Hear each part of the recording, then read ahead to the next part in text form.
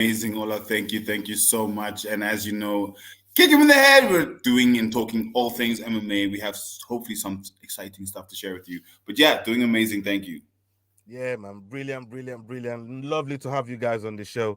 And look, we've had a crazy, crazy, crazy week, all the way from, let me say, Thursday, because EFC literally kicked the door open for Combat Sport that week, and it was just crazy. From Thursday to Friday, we had the boxing with Francis and AJ, and then we had UFC 299. It's just been magnificent week all around, and then we come around to Wednesday. I mean, we'll come around to today. A lot of things is obviously gone on as well in the world of combat sport with the aftermath of everything that's happened. But let's open it up, right? We start with you, Adrian, right? Let's Mhm. open up with the EFC 111 card, EFC 11. Short notice, Yeah, they said. No problem, you said, no problem. and you turned up, brother. You handled your business, Yeah, walk off KO. Tell us all about it. Tell the audience all about it. You know what I mean? Salute to you. yeah, Talk to us. yeah, man. Yeah, I've been, yeah, it was a short note, like you said, it was a short notice fight. And, my coach, Mike came to me with a week and a half and he's like, listen, you want to fight? They got a fight for you. So I was like, yeah, sure, why not? And, I mean, being in the gym every single day, we stay ready for these kind of opportunities. And when they come up, we take them. So they offered me a fight against. First, there was an offer for Bradley Swanepoel, but I accepted, and then they offered him the fight. He said no, and then there was another guy, and then they changed him to Katikati. So I was like, okay, cool. Katikati is a good fight. So I was like, oh, doesn't matter to me. Short notice, doesn't matter who it is. I know I'm ready. I train. I'm there every day, like I said. And yeah, I'm happy that it was a quick fight. We got in there, got a first round knockout, so I'm very happy with that. And Sorry, it was a sorry, great sorry, start. sorry. Let me just Yeah. see if I heard you right. Did you say Bradley Swanepoel was on the list as well? Yeah, he was the first guy. He was the All first guy. right. Okay. Yeah, Okay. they offered him, and then I said yes, of course. I don't back down. So I said yes, and then apparently we were. I think it was like literally the same day, a few hours later, and they came back and he said no, he didn't want to fight me. So I was like, oh, okay, cool. Then they said just hang tight, and then they said, okay, Kati Kati also needed an opponent. So I was like, okay, let's go, Kati Kati. I'm not worried. So yeah, we stepped in there, like I said, and we got the result that we were looking for. Quick, nice first round knockout. And then yeah, like I said, it was a good way to start the year. And I've been telling everyone, short notice, short work, good payday, and back in the gym, ready to go again. So that's the way that's the way we want it, right? I mean, congratulations to your whole team. Thank You you, know, what I thank mean, you, we thank talk you. about PFA, a lot, and MMA. Your coach MMA, Mikey. Salute to Mikey, Yeah, mon ami. Big up to that brother. We along with yeah, Jess, man. they do a lot of good work with that gym. Yes, Bring a lot of good people in there, and this, 100%. this is one of the ones that we were speaking off air earlier on, and in terms of the performance and the way you delivered it, you alluded to what happened in the last fight and the judges kind of doing you know what I mean, Yes, because you thought you won the yeah, fight. You didn't want to live in their hands. Talk to us more about that yeah, and the exactly. inspiration Yeah, that no, led to hundred all of that. percent. I mean, like the last fight I had against Sizwe, he's a tough guy, but I thought I did more than enough to win the fight. And Mm. I mean, he was throwing a good overhand and he had a good inside kick, but I mean that's all he did. And nevertheless, the result is a result. But I shouldn't have left it to the judges. And coming into this fight with Kati Kati, who I know is a tough guy as well, I didn't want to leave it to the judges. I was like, if I can beat this guy, stop him, and then I'll definitely make a statement and prove that, the last fight was definitely mine as well. So yeah, didn't leave it to the judges. That was the plan from the beginning. And yeah, for short notice fight, we got in there and we executed what we planned. So and it worked. Yeah, that's that was That was a flawless finish at that. But you were there, Yao. I was getting video Yeah, yeah, I was messages. there. I was getting live recorded finishes from Yao. I said, Yao, keep him coming. You know what I mean? Yao was in the audience. It was right there, cage side. Tell me what you thought about the whole fight yourself, the finish, the events, how you saw all of it, and what your takeaway from that event there as well, please. I'll start with very specifically Adrian's fight. Yeah. Adrian, that was a fight. I was looking forward to seeing you against Tapio Katikati because you guys both love head kicks, and it was exactly that. It was an absolute battle. And I think right before the knockout finish, he didn't almost land, but he tried a front kick, which failed. Yeah, Obviously, it was parried. And then you went straight in for the KO. So, absolutely phenomenal. Fight of the night. But what happened was I was recording. I was like, okay, let me switch to the next clip. And as I pressed stop, was the second your fist went for the punch. So I actually missed the KO when I was recording. yeah, Literally, your fist yeah. was It here. came out of But nowhere. It was quick. It was so came out quick. of nowhere. That was an amazing fight. I think EFC Yeah, Triple One was great. yeah. Just to say that, like, he came in with that front kick. I felt like in the beginning he threw his best shots in the beginning. Mm. He came in there with the wild uppercuts and the wild hooks, and he did the front teep kicks, and the front kicks to the head, and then he was doing the flying stuff, and when once we grappled up with each other, and all of that, the knee and the clinch and all that. Once that was out of the way, I was like, I think he's thrown his best moves. So I was like, okay, here's my chance now. I'm going to put the pressure on. And then Mike called it. He said half step in with the right hand, and I could see he was like touching me with his left. He kept touching me and dropping it. So I was like, okay, let me just time it nicely, see, and then and just fell into place. And I got him nicely. So it was good. Perfect knockout. Well, there you That's go, awesome. Yao. He's explained everything that happened in between when you press stop and the finish. Yeah, All the details that you yeah, missed is just been explained for you right there. And thank you for that yeah. one there, Adrian. I mean, it No was problem. really indeed a special finish. It was one that as fight fans, MMA fans, it was something that we love to see, and you deserve the finish like that on your resume, and hopefully this will mark the start of another run for you. You know what I mean? Because Yeah, we know how hard this job is, to just get a run together, the judges not mm, screwing you over, maybe even having a bad camp. There's so much yeah, variables that could make a fight go wrong for you, and let alone just keeping your record running. yeah, So hopefully this will yeah. mark That's true. the beginning of getting another run together. Right. Yeah, I agree. Let's go to some of the I'm gonna stick with you, Yao. Let's go to some of the other fights that was that was on the card, right? Especially I want to go to the co-main event first. Let me just pull up the card right here. Bear with me. Simone's versus Lubaya, an Yes. all-out three-round war where these boys went to Mm, war, Oh slugs my God. punching each other to death. We thought, look, I didn't know who was really going to win, but if you look at the power that's coming from Lubaya, yeah, I think he definitely edged it with the judges. But that co-main event was a good fight. Yeah, love the co-main event. It was full of energy, full a lot of back and forth between both of those guys. I thought they both put it on the line, and Lubaya actually surprised me. I didn't know it was built like that. It really is about that, you know what I mean? And yeah, very very very good bout from those two guys, and yeah, I'm looking forward to see more of, especially from Lubaya's side, more of what he can bring to the table. I don't think Simone was too bad.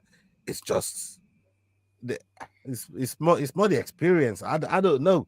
I don't know because you'd already had your fight. A lot of what happens after your fight is probably a blur to you, Adrian. But I don't know how much of the yeah. card you caught or you've seen back, or if you can speak to the co-main event. You look. I didn't. I'll be honest. I didn't catch much of the rest of the card except for the I main thought so. bout between Gift and Zulu, Hmm. because I had tons of messages and things I had to respond to, and we left the venue before the co-main event so we could get back to our hotel because we had to leave early. Right. So we were having dinner and so on. So we caught a little bit of the main card, Well, and let's talk about the main event then. Let's talk about the main event. yeah, Let's get to Gift. I thought it was a great fight. Mm, Although I think Gift was a little bit hesitant, you know, later on in the fight. Zulu looked in tip-top shape. He looked strong. He looked fast. He looked on point. I mean, the way he was switching up his stance and throwing kicks and punches from like all over, and I think the experience really showed in that fight between him and Gift. But Gift, I don't think Gift was the normal Gift that we used to. I think he was. I'm not gonna say. I don't want to say he was scared, but I think he was a little bit under pressure going in there against Zulu. And Zulu, yeah, Zulu smelt the blood, and he went for the kill. So I think Gift could have fought a little bit better if he was in a better frame of mind. hmm. But Zulu brought it, and Zulu wanted it. So and he proved that. But kudos to Um, both of them. It was a good fight. It was a very good fight. yeah, man. Like you said, you know, the way Zulu put the pressure on, just him applying pressure and Yeah, smelling like what you said, the not fair, but not having that same energy yeah, in the yeah, fight. Sometimes you can kind of feel or sense it, and like you said, Zulu yeah, probably sent out and for you capitalize on it. Um, but what is even more apparent here for me, Yao, maybe you can speak to this, is CIT is doing it again. Talk to me about that, yeah, brother. When we spoke about the co-main, unfortunately, Nerek Simones is from Team CIT, the Beast, Mm, and he lost, which is not common for CIT. mm, But yes, CIT does it again. Double champ, King Shaka and Kazumulo Zulu. In Kazumulo Zulu, you don't hear about double champs often. There's a reason for that because normally by the time you become the first double champ in one organization, unless it's the EFC, you normally move on. But he has yeah. stayed and he's given us something that you rarely see and you almost never see. So that main event was honestly what I think surprised Gift. I wouldn't say he was scared, but what surprised me was King Shaka's wrestling get-ups. His get-ups were something that Gift is not contended with because normally in the EFC you take someone down, they kind of flop their legs around and then either you'll get the submission or it'll be the end of the round or something. But King Shaka was up. You took him down, he got up, he turned it around, he reversed, he was on top of you. And I think that's what caught Gift off guard because his ground game, his grappling for a guy who's known as a striker, Mm. I was phenomenally impressed. It was a fantastic fight. And once again, just as the choke was coming, I had pressed stop. I don't know why, so I missed that one as well. oh no. So if Oh you actually yeah. follow our content on social media, guys, like, follow, subscribe at Hectic Pod on all platforms. You Yeah, see, we actually cut to the EFC feed right at that moment because yeah. I stopped the camera. Nah, no, seriously. When you look at that fight, and you have absolutely spot on, Yao, in terms of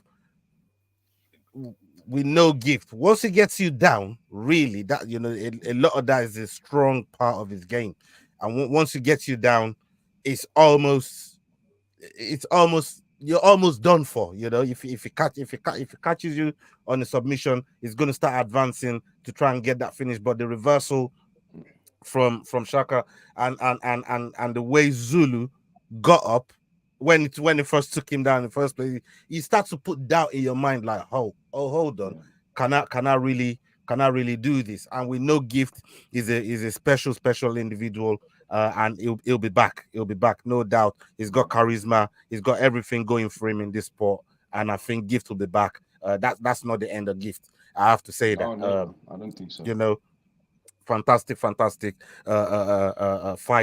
and I'm sure he'll be back. But right now, Zulu has all the praises. He holds all the cards to 135, 125, and they didn't give it a fucking minute. They didn't even let the thing sink in. And EFC has got Triple B, Big Balls Balelo. They've dragged him in there. He's he's got he's got straight in the face of Zulu. The stare down was intense. EFC made sure they got a good clip of that stare down. Adrian, from what you saw of it, you're a fighter yourself. After you just finished the fight, you just beat another champion. Like, Yeah. the last thing you want is somebody in your face talking to you about the Yeah. belt you just won. I mean, what's the psyche in your opinion? What could have been going down there? Because I've never done that Um, before, so I don't think I ever will. yeah, man. I Tell mean, us. I think for me, the adrenaline would still be pumping, you know. So I'd definitely be game to take someone on, especially after, winning a belt or getting a knockout or something. You feel like you're invincible. But this is the game we're in, eh? And guys want you as soon as you become the champion. Everyone wants you, so you can expect to have people in your face as soon as you step out that cage. As soon as your hands get raised, people are gonna go for you, jump for you, jump on you.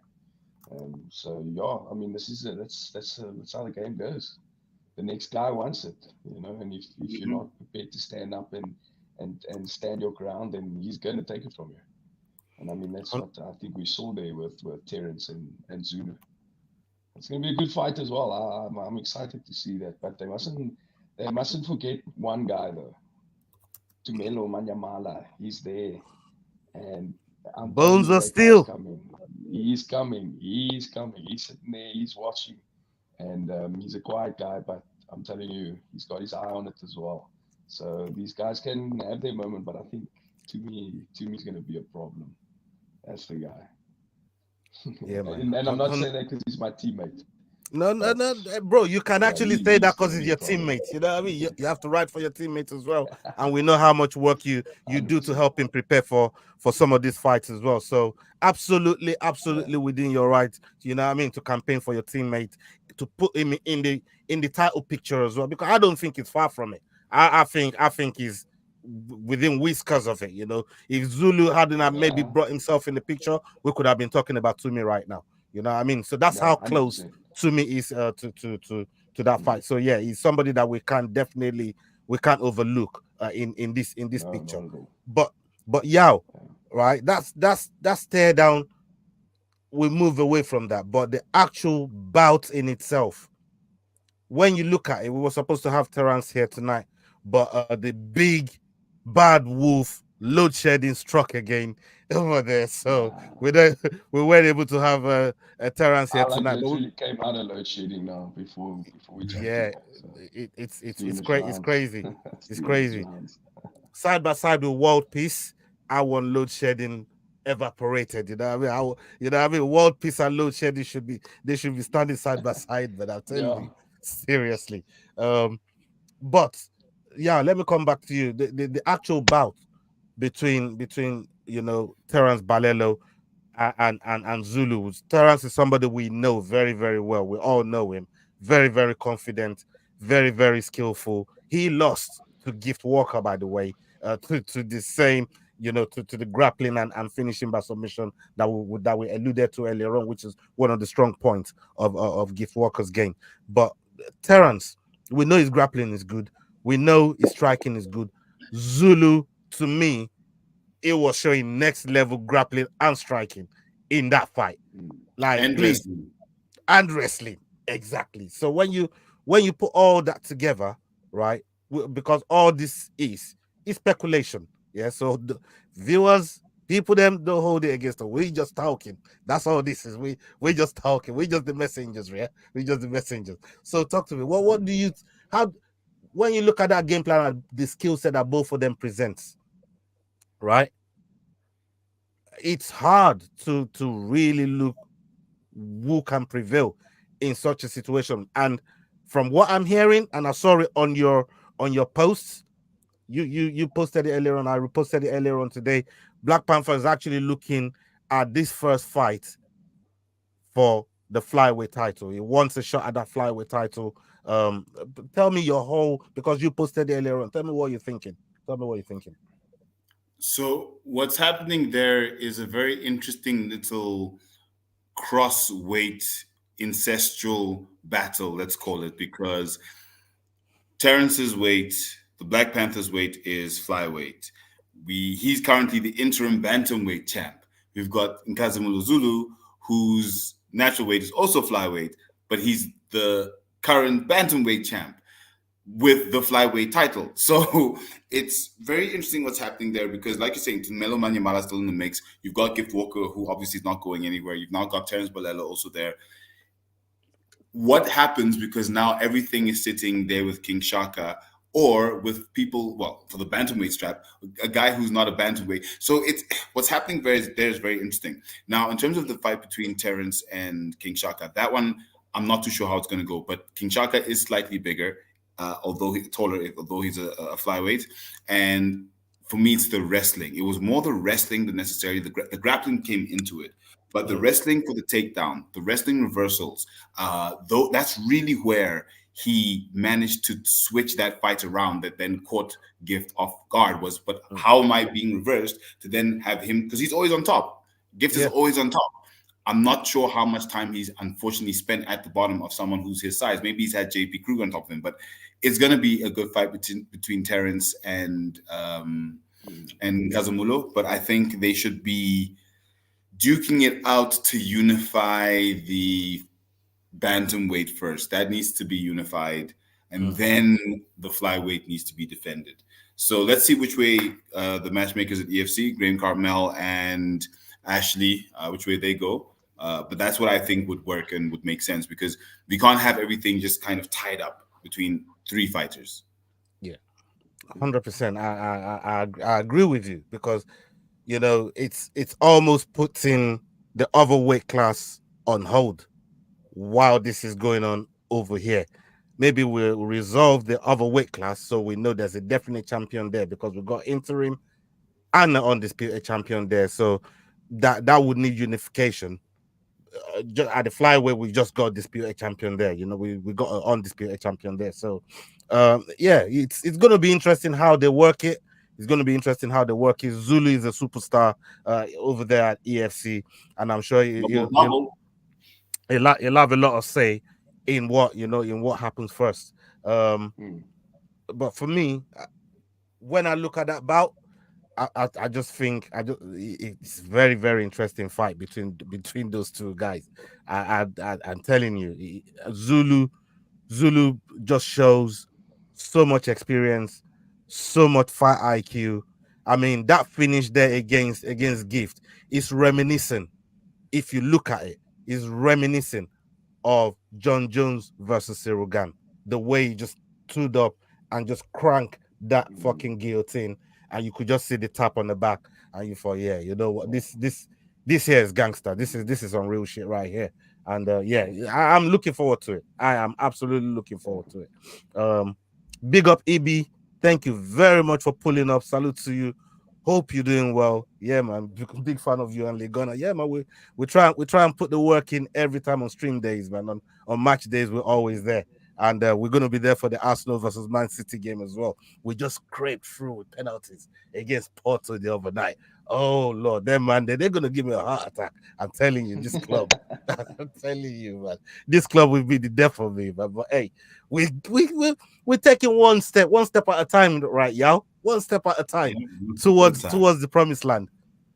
But we are there. I believe we are there this season. This draw that happened this past weekend between Liverpool and City, I think, is indicative of what's going to happen towards the end of the season. And Arsenal will be the 2023-24 Premier League champions. I didn't say that. Yao did. Yeah. just so you lot know. On your stream, so you're accountable. Kick him in the head. Kick him in the head. Boy, if it doesn't happen end of the season, man, you know what I mean? They might come looking for your head. You know what Arsenal fans are like, bro. You know what I mean? They won't leave you alone, man. So look, let's move on to the other topic on my docket. Right? Everybody saw it. It's a big situation in combat sport. Francis Ngannou stepped in there with Tyson Fury, took Tyson Fury to the wire, took him to decisions. In fact, some people, even AJ himself, said Francis beat Tyson Fury, but according to the judges, Fury won fair and square. That's the rules of the game. That's the rules of the game. But Francis then got another bout with Anthony Joshua. There was a lot said with Francis's power. Maybe AJ's got that glass chin. If Francis finds it, there's a lot of speculation. AJ is the superior boxer. He should be able to navigate the waters irrespective of Francis's power. The two end up colliding. The world saw what happened. It was crazy. Let me come to you first, Adrian, right? Because Francis obviously is our guy as MMA fans, but Anthony Joshua is my guy for countryman reasons. You know what I mean? For countryman reasons, right? So I was kind of stuck between a rock and a hard place, but in the end, I was happy for Joshua because I wanted Joshua to win. I said it right from the off. I wanted Joshua to win and at least keep the credibility of boxing to some extent as well.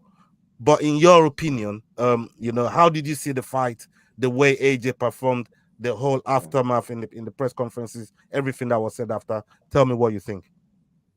Look, I think I was one of the guys that thought that if Francis Ngannou can find Joshua's chin, you switch him off. I really thought that because I felt like Joshua was more of a flat-footed boxer compared to Tyson Fury. But I think then again, Tyson Fury wasn't as prepared. I don't think he took the fight camp that serious for Francis Ngannou, and I think that's why he found the canvas eventually. But Joshua came in there and he was sharp and he was ready, and I think he was there to try and prove a point for the boxing world and the boxing community.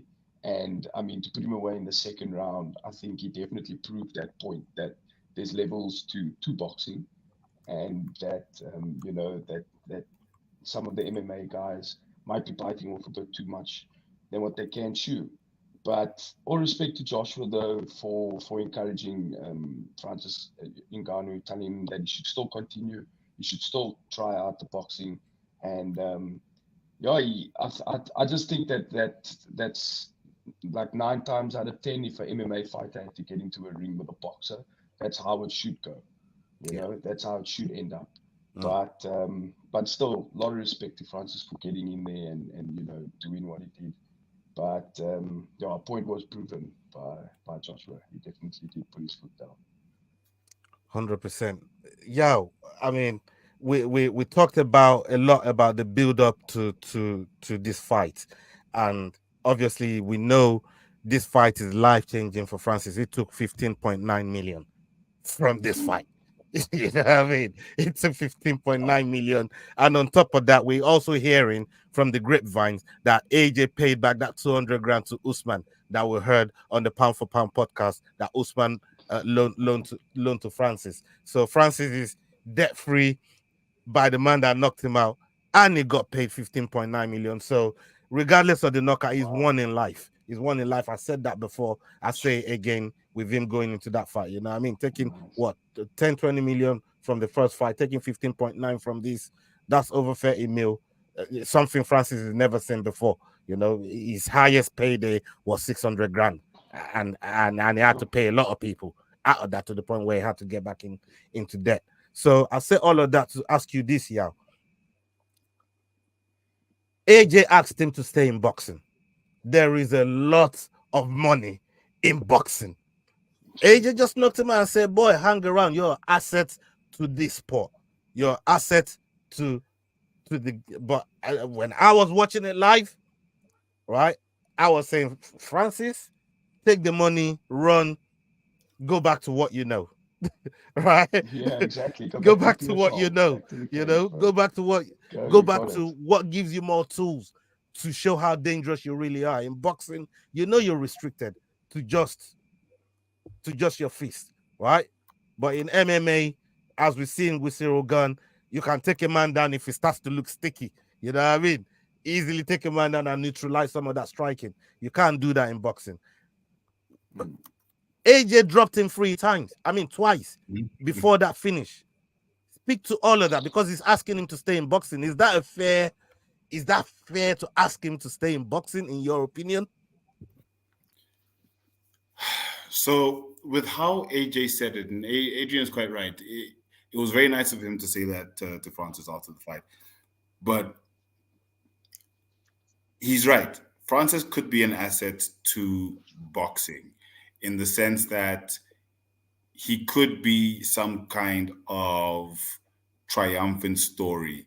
But we have to be realistic and look at the fact that Francis is 38, 39, 39 this year, definitely. I Yeah. don't know if you want to be starting a boxing career at that age. He's enough of an asset on the MMA side to say, okay, look, I've made my money. Let me Conor McGregor. For me, it's that simple. Yeah. He can go back to what I would, I mean this with all due respect to them, but he can go back to what is a slightly weaker PFL, if you will. And I'm saying this based on the fact that they lost almost all the fights to Bellator. The Yeah, only fight they won is the one guy he's going to fight. yeah, So I think, yes, he could do boxing. He's done what he wanted to do when he left the UFC. But I think, can we have him back in MMA, please? Like, for me, can we please just have him back in MMA with more vicious knockouts like he's had against legends like what's his name, Rosenstrike. Oh, gosh, who's Overeem, you know the Overeem? There we go. The yeah, Reem, exactly. Overeem. So Overeem. Even the likeness of the meme that's been Stipe, circulating. Stipe Miocic, he did exactly the same Miocic, thing to yeah. Stipe. You know, the legs were folded. Oh my god, it was absolutely nasty, bro. Like, you know, Mm. we've seen a lot of knockouts. You've delivered some yourself, Adrian. Let me come to you on this one. I mean, when the body folds like that after you connect, you know, like he said on here earlier on. Let me bring it back up. Francis will take his soul with wrestling, but in AJ, it took Francis's soul the way he dropped him. Bro. How Yeah. long And should a fighter wait to come back after a knockout like that without seeing the cobwebs and the ghosts of a knockout like that? geez, man, I don't know. I think the standard medical practice is, I think it's like a couple of months, like depending on how badly it was, but I think it's like a few months. Could be like 3 to 6 months. But if pride wise, yeah, I don't know. I mean, I think he had a lot of expectations riding on this, but yeah, he kind of folded him nicely. I wouldn't say he embarrassed him, but he did prove a point. Like, this is a different game. But I agree with you. I think Francis needs to go back to the cage and rebuild his confidence. And I'd love to see what he's going to do now with the boxing skill that he's gained and the experience that he's gained in the boxing world to taking that into MMA. So, let's see what happens. I think he needs to go back to the cage. I mean, yeah, give boxing, some time. If he does come back, I'd love to see him fight against Wilder. That should be his next fight. Hmm. But yeah, go back to the cage for Adrian, now and do see. you want to see Francis Ngannou die? Why would you say that? No. I don't know. I'd love to. I'd like to see him fight against Wilder. I think it could be a different fight. Let's see. You never know. Yeah, But yeah. he I must mean, go look, back to the cage. He needs to go back to the cage a for now. lot of people are actually, you know, matchmaking, if you like. That while Fury's out there trying to put the fight together with Usyk, maybe in the meantime, the fight that we all missed out on on the card before this is they put Wilder and AJ on the same card and didn't get both of them to fight. Those two Yeah, fought different opponents, and Wilder lost. So yeah. we're not looking at that fight because I think that fight should have happened a long time ago between Long time AJ and ago. Wilder. But there Yeah, is a AJ and chance Wilder. for that fight to actually happen now. In my opinion, I Yeah, think the yeah, doors open for that fight, and and yeah. and I Wilder think that'll be is great. yeah, it's a highly ranked opponent. Is well respected, and former champion that AJ still hasn't got on his record. And if Yeah, AJ, I believe if AJ has Wilder on his record, and maybe with the victory as well, who knows what can that can do for AJ's CV moving forward. What do you think to that, Yao, in terms of maybe Francis and Wilder, or AJ and Wilder, in your opinion? I agree. AJ Wilder, AJ Wilder, AJ Wilder. That's a fight that needs to happen. It's a very exciting fight. We know how good Wilder is. He's phenomenal. The touch of death, they call it. So he's got phenomenal knockout power, similar to AJ, as we saw against Ngannou. And I think, like you guys said, being folded like that is, if anything, damaging to your pride. It's like, oh damn, Yeah. I got knocked out like that. Oh, okay, well, and it's one of those where you see a guy you never expect to see hit the canvas in that way, hit the canvas in that way. It's mind blowing. It's absolutely mind blowing.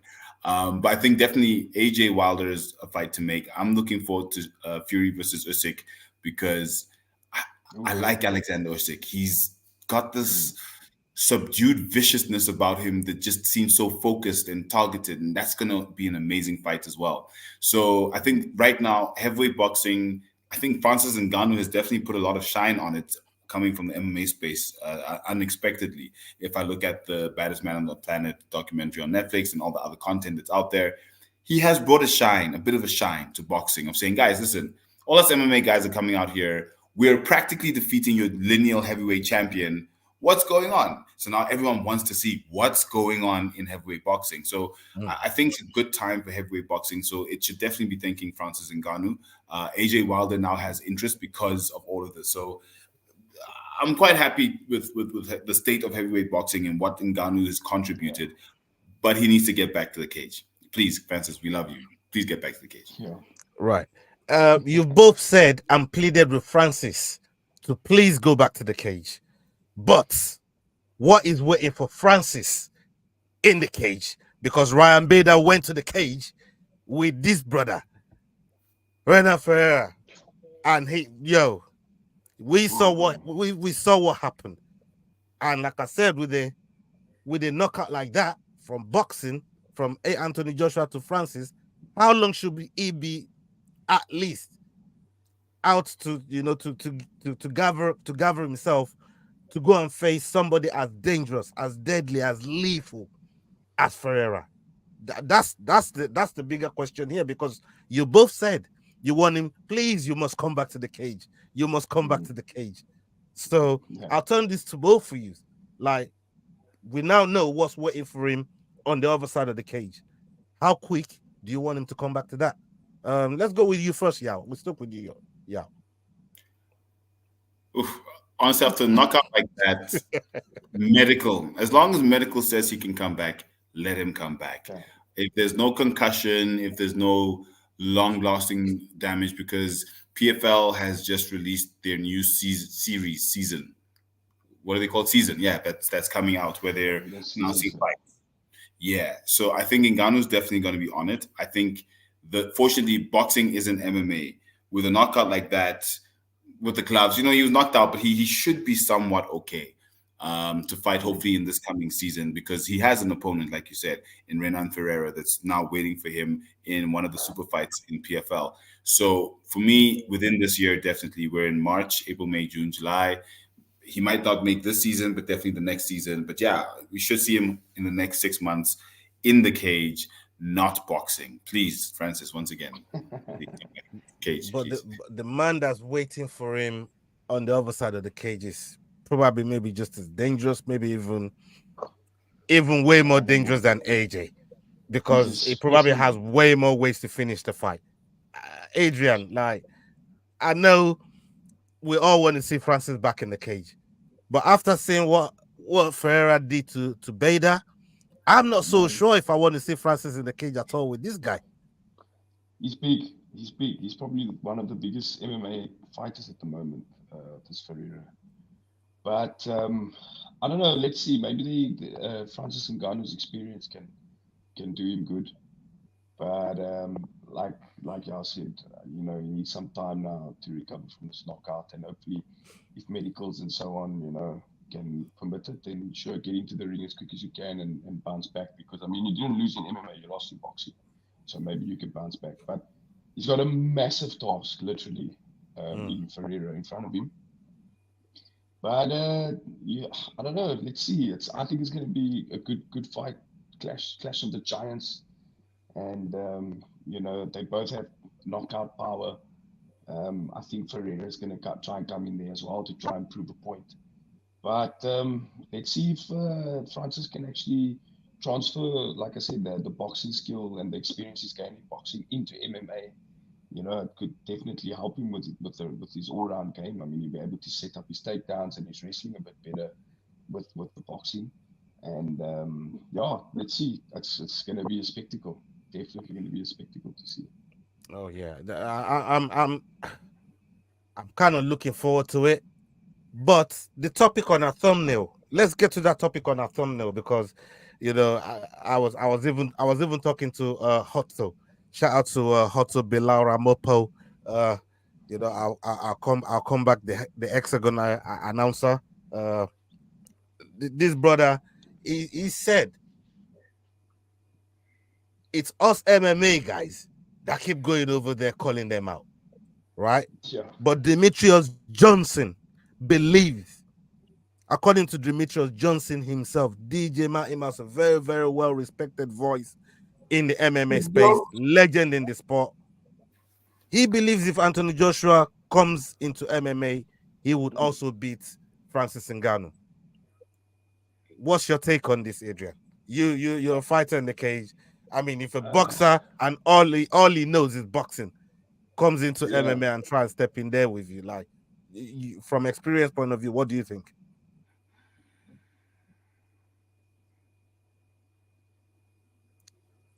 Right. I think his internet's just frozen. Yao, uh, if you want to take that question, and then we ask yeah, Adrian back when he comes back. So where it comes to I think you asked about 299, yes? No, I'm asking about Anthony Joshua coming into MMA Oh, sorry, yes. Joshua because coming to Demetrius MMA. So Johnson says if AJ comes into MMA, he believes AJ still beat Francis. Ryan Garcia says he needs 3 weeks of training and then he can beat anyone in MMA. Who was it? Joshua said this. I think Wilder has said something similar, but not a single one of them has backed up coming into any sort of octagon, hexagon, or cage to battle another man. So until one of them does, until any single boxer comes into an MMA cage and performs, they're all just blowing hot wind, air, gas up our behinds because show us one that has. If not, come and do it. Don't just say you will. So I don't believe that at all. I don't believe there's a single boxer out there who can come into an MMA, hexagon, octagon, or cage within this time frames that Francis has done what he's done and be successful. I don't think it's possible, unfortunately, simply because boxing is that restricted. It's that narrow that once you go into things like an Ezekiel choke, what the fuck? Is an Ezekiel, when I heard of an Ezekiel choke, I was like, what? So, I mean, as a This is boxer, true. as a boxer, how are you going to be out there trying to figure out how to do an Ezekiel choke or some other thing? So I genuinely don't think it's possible. Let's see. Let one of them come in. Let one of them prove it right. And then we can have the conversation. But nah. Yeah. And to be fair, Leroy just made a point here. The only one who's done it, and fair play to her, win, lose or draw, Clarissa Shields. He's actually a woman that's actually, what I mean, been out there and really stuck to the program and taking matches and signing fight contracts. So fair play to Clarissa Shield. But that's like one in God knows how many that keeps talking shit about MMA but never step in the cage. So that's the point that I think Yao is trying to get to there. Like, there's so many of these boxers, they talk crud about MMA, but and we know. Even May, it was talking that shit with Conor McGregor. We knew he wasn't coming to no MMA. Like, you know what I mean? It's mad. We have Adrian back. Adrian, welcome Sorry back. We about know that, the guys. yeah, Yeah, I lost internet took it connection away there. from you.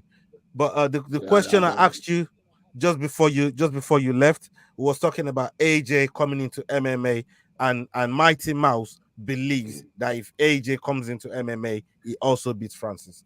As an experienced I fighter don't. yourself, talk to us. I don't think so. I don't think so. I think if it was, if it was just a stand-up kind of fight, then perhaps. But I think with the wrestling, Francis Ngannou would be way too strong, and all he'd need to do is get him down and lay and pray, and I think he would destroy Anthony Joshua. But I mean, look at Clarissa Shields. I mean, she came from boxing into MMA, and she's actually done pretty well. But she did some kind of grappling training before she got in there. I Mm. think if AJ just had to step into the cage like now, Francis would destroy him. I think Francis So would kill him. Wouldn't be interested. on Clarissa Shields, yes, but Clarissa Shields has been at it since almost 2020, 2021, somewhere there. She took three Yes, years, and in those yes, 3 years, her first two fights or so, I think she lost the first one, the second one was controversial, and then she's now won. That's 3 years of being immersed in MMA, not doing boxing as well. So in that yes, case, she's not a boxer that's doing MMA. She's a yeah. MMA practitioner that's transitioned from boxing. So for me, that's why there's a Transition to boxing. difference. Yes.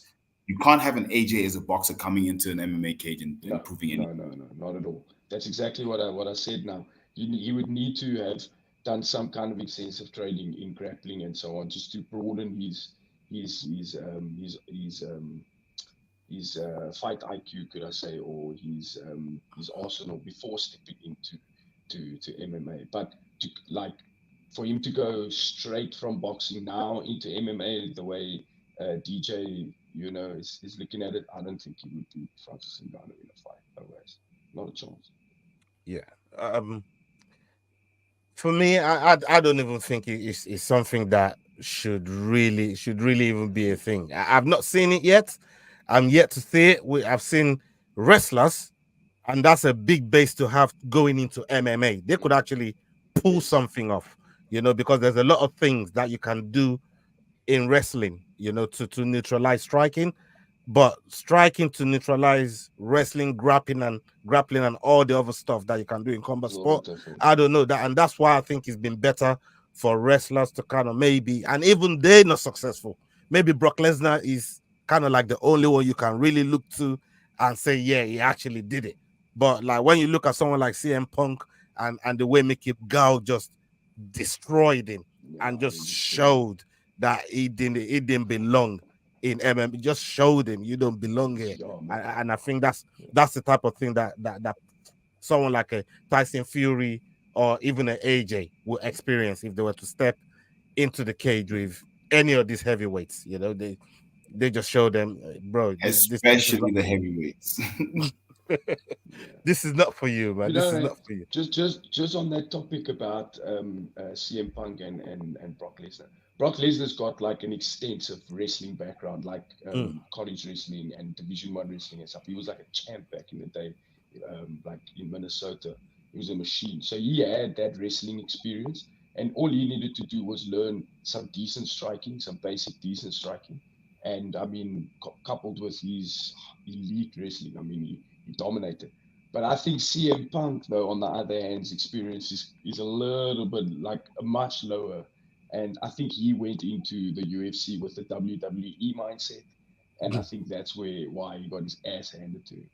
But yeah, I think it's not as easy to transition to MMA as most people think. You need to have that extensive training in grappling. Grappling is very important. Let's shift gears to UFC 299. I mean, the card was crazy, stacked from top to bottom. You could look at so many fights and say to yourself, wow, just wow. um I want to start with the Gilbert Burns fight.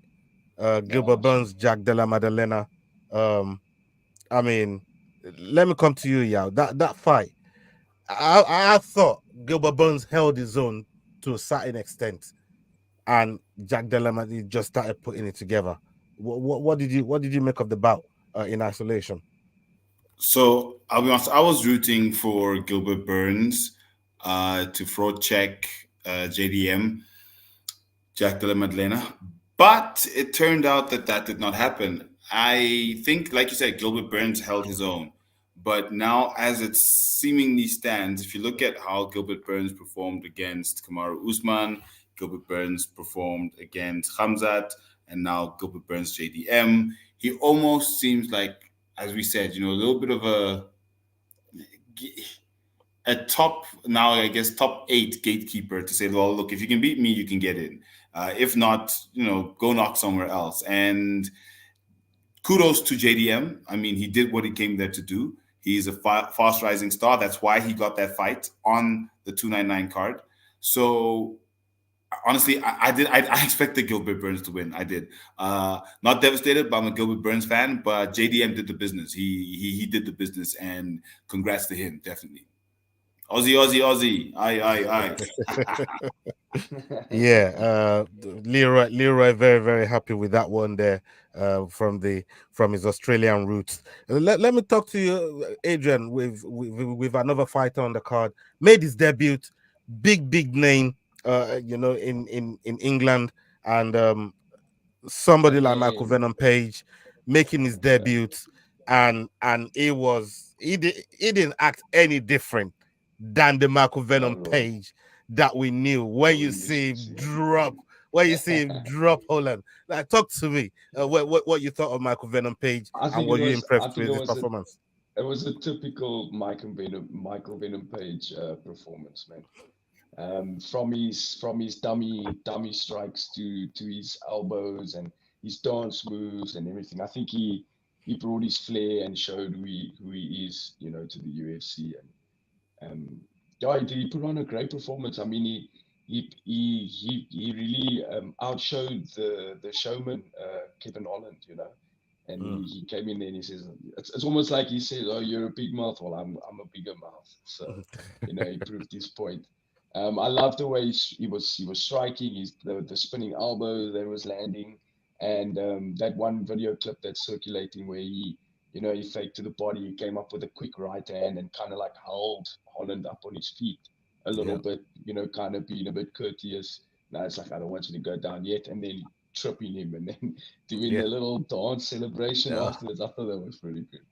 That was classic. No, welcome to the UFC. He's made his mark, and he made short work of Kevin. Definitely, Yeah.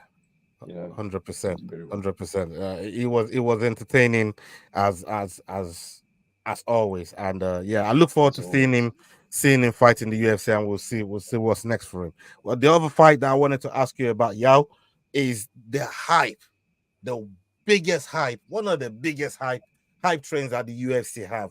When we're talking about the Hamzats, when we're talking about the Bo Nichols, even Pfeiffer to an extent.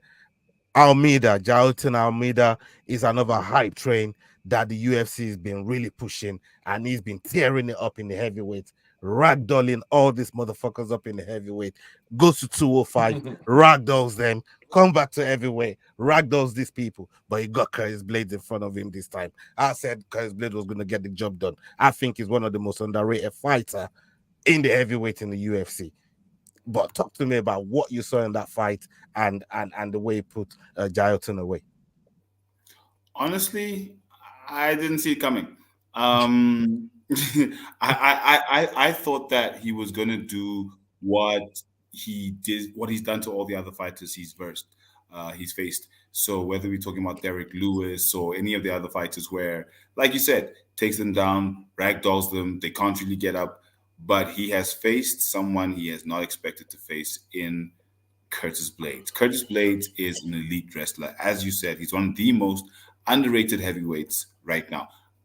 To be honest with you, I barely rate him. Like, I looked at Curtis Blades, I was like, you got knocked out by Ngannou. We saw you going down. But he brought up all the skills to say, look, you're a young gun. I'm not. I'm experienced. I've been there. And I know how to wrestle. I know how to grapple. So what you've been doing to everyone else, it's not happening here. And he proved it. He showed it. He said, look, Jailton, bro, uh-uh. And he won that fight. So honestly, big ups to Curtis Blades. It was a good fight for two wrestlers, if you will, to go at it that way. But yeah, Curtis pulled it out. He won. He actually beat Jelton Almeida. So we'll see what happens next for the Brazilian heavyweight phenom Jelton Almeida. 100%. And this is part of exactly. I mean, Yao just proved my point right when he said he's one of the ones that don't rate him. We see him knocked out by Francis Ngannou and all this other stuff, but people actually forget, injury or not, he's the only one that has a win over the interim champion Thomas Pinot in the UFC. Make that make sense. Like I said, this guy is one of the most underrated. Like they don't even think of him. They don't even like. He's almost an afterthought. But when I look at the people he's lost to, and the people he's lost to matters because of the way it happens and who they were and where they were at the time he lost. He's always like almost one fight away from a title shot. That's how good he is. He just never gets there. And if he ends up facing, a knockout artist that maybe punches his light down when his level changing like Derek Lewis did. Francis got his number. He lost to Francis twice, one to Pavlovich and one to Derek Lewis. And Derek Lewis only caught him when he went to take him down. He was dominating that fight. So, I think he's just the guy that just never got. And they put him there for Jailton to open the door to the top 5 of the heavyweights. And he said, no, fuck no. You ain't going nowhere. Back on the queue. Another one that's back on the queue. This is more in your division. Diamond Dustin Poirier putting away Benoit Saint-Denis. And after all those pulling guard and failed guillotines, what did you think of that? Big up to Dustin, though. Big up to Dustin and ATT. But talk to me about that battle, bro. I had to drop that one in. Ah man, what can I say? I think Santini had an off day as well. He gave Dustin a hard time in the beginning. He really came out there to fight. But he was saying he wasn't feeling himself, and apparently antibiotics that he'd taken had messed him up, and he felt like he wasn't hydrated and so on. So he felt like off his game. But big ups to Dustin. I mean, that knockout was excellent. And the only thing is that like he tried too hard with the guillotine. And even his corner told him, leave the guillotine alone, like stop it. And what did he go and do? He jumped the guillotine like 2-3 times more, and he couldn't get it right. But dude, the knockout was excellent. I mean, I watched it in slow-mo. I actually added it to my story on Instagram. Yeah. The slow-mo shot is, I watched it a few times. The way he connected with that right hand, and the blood just like explodes right there. And then you see the drip. Yeah, man. And the drip, it looks like it's raining down there. And it was like, I don't know, it was just something about that. I was like, yo, that looks so cool. But yeah, big ups to Dustin. He got the knockout. And maybe this is him going again, another shot at the title. You never know, man. He could get momentum again, and he could line himself up again. You never know what's gonna happen. But I don't know. We'll see. We'll see what happens. Unfortunate for Saint-Denis, but good finish for Dustin. 100%. Yeah, good finish for Dustin. Another fighter, main event of the evening: Chito versus O'Malley. Yao. When you look at this fight, I was thinking Chito was gonna bring a lot more to this fight.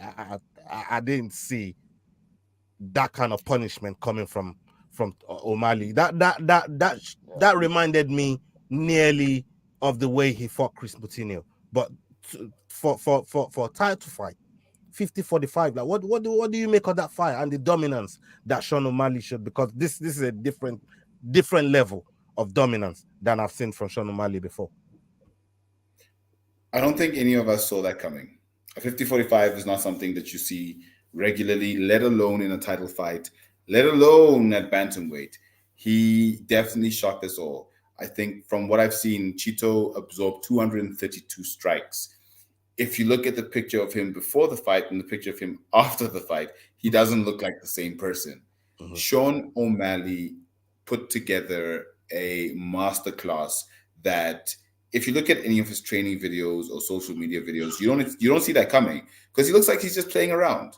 Mm. But what happens in the octagon is that it transforms him into an absolute warrior. He picked Cheeto apart round after round after round. He was dominant. He made, like, honestly, it was mind blowing how good he was in this fight. And it makes you wonder if he can do that to his closest rival, what's he going to do to the rest of the division? And that's what I'm really looking forward to is what he's going to do to the rest of the division if he's showing the skills as he's showing against Cheeto. So, ooh, ooh, it was hot. It was hot. Yeah, O'Malley definitely showed dominance. I want you to weigh in on this as well, Adrian. I mean, someone like Yeah. O'Malley putting that type of performance together is actually called out Ilya Tapira.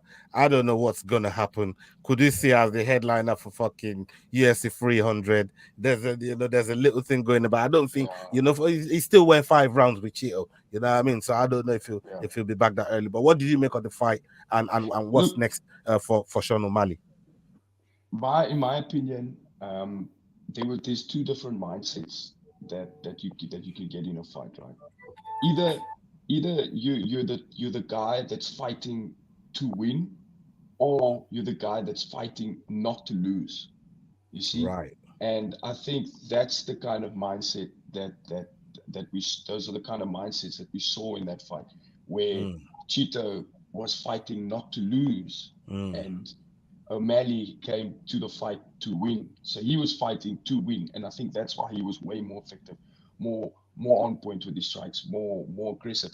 And you can use this example as well with the Gift and Zulu fight. I don't think yeah. Gift came to the fight to win; he came to not lose, where Zulu came to win. So Right. back to the O'Malley fight and so on. That's why I feel like the result was the way what it was, because O'Malley came there to win. And I think his next fight should be Mirab before he looks to go to Ilya, because I know they were talking about that fight, the two of them having a fight before. So get that fight out the way, defend the belt, and then fight Ilya, defend the belt, and then see what happens after that. I heard him talking about shit about maybe going into boxing as well. And he was talking about, he said something about fucking Floyd Mayweather, and I was just like, oh, everybody's trying to Oh be like Conor God. McGregor now. Oh my But God. yeah, I think he should just keep it in the MMA spectrum if that's the case. But Mirab first, and then we can talk about Ilya for sure. I agree with you wholeheartedly. Merab definitely at least needs Yeah, to get a shot at that title against Sean O'Malley. But yeah, we'll see what 100%. the UFC do. They're the matchmakers. They're the ones that make all these decisions. But crazy, crazy, crazy for O'Malley to even be talking about boxing at this Yeah, point. man. I mean, when we're gonna learn Yeah, that I we just promise you. I think I saw it on a reel this afternoon or something, and I was just like, oh, no, man, not another one. like, We're this losing again. them. We're losing them again. Yeah, I've seen this movie too many times. Yeah, Yeah, it's but crazy at the moment, man. It's crazy. Look, I want to thank you both for pulling up tonight. Thank you so much. I know it's late no for problem. where you are and Nah, it's the all good. commitment. It's all I good. totally appreciate it. Adrian, what do you have on the horizon? You're back to work. We see you back to work. We're checking out your story. Always. We know you just gone back to the drawing board, doing what you was doing. What's on the horizon for you, my brother? Oh man, luckily, like I said earlier on, I'm grateful that I didn't get too banged up or any injuries in the last fight. So, I was straight back to training. This week I've been taking it easy, I haven't been like I've been enjoying my training. It hasn't been anything like serious, and that's how I like to keep it, after a fight, just so we can ease back into things and, keep the mind a break from all the competitiveness and, the serious thinking. But yeah, Coach Mike's looking to do a quick turnaround for me now. Like I said, it was a good start to the year, and it was a quick in and out. So I'm still fresh. I can go in the next 2 months. I can go in the next month. That's how I'm feeling. So just gonna wait for Right. the next opportunity. So And like I said, I want that belt. So and maybe this could be the year. So Yeah, man. So there's a possibility we could see you even on the JP Kruger and Luke Michael card if the opponent, if you find the opponent, it's too soon. If they've got something in the pipeline for me, then sure. But right now there's nothing confirmed. I'm just enjoying my time off now from the last fight, and we'll see. Let's see what's happening. But whatever happens, I'm ready for it. We'll keep our ears to the ground. We'll keep our eyes open, and we'll make sure that we're in touch, and we're gonna figure out what's happening. And I also want to thank you for them wraps and the T-shirt that you spoke about after your fight. Thank you so much. I truly appreciate it, my brother. Actually, I have them on. I've actually got them on my table right here next to me. Oh, let's see. I got it right here. Right I haven't there. signed it or anything just yet, but I've got them. Right there. Thank you so much, my brother. No problem, and there's Adrian right there. Class act is going to be sending us the wraps for that finish against Tapiwa Katikati. Thank you so much, man. Really means a lot. It's a pleasure, man. What about you? Yeah, what do you have on the horizon? What do you got coming up? Tell the people. So something we didn't get to go into today is Versus 8 was this past weekend, this past Saturday, an amateur promotion looking to go pro out in Pretoria, South Africa.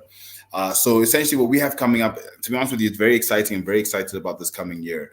We're engaging amateur promotions. We're going further with the existing pro promotions that we are affiliated to. But most importantly, we're going to start looking at fighter outreach. So definitely any fighters listening, like, comment, subscribe at Head Kick Pod on all platforms. We've got something exciting and we definitely like to bring it to you guys in the near future. So lots of exciting things happening on Kick 'em in the Head.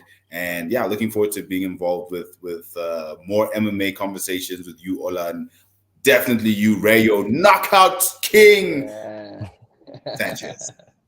Yeah, man. 100%. I enjoy it. Yeah, man. Look, thank you both for pulling up. Like I always say, I appreciate it so much. You guys are one of a kind, special. Thank you so much, man. And good, man. Hopefully, we'll get back together again sometime soon. We'll put one of these shows together again, and we'll bring it to the people, and maybe we'll even have some news from Adrian, because things be moving fast in the MMA world. A lot of things move so fast, man. You're like, rah, this has happened already. So keep your eyes peeled. Make sure you stay in tune, and make sure you're following these people. The handles are going to be in the description below. Make sure you're supporting their pages and showing them love.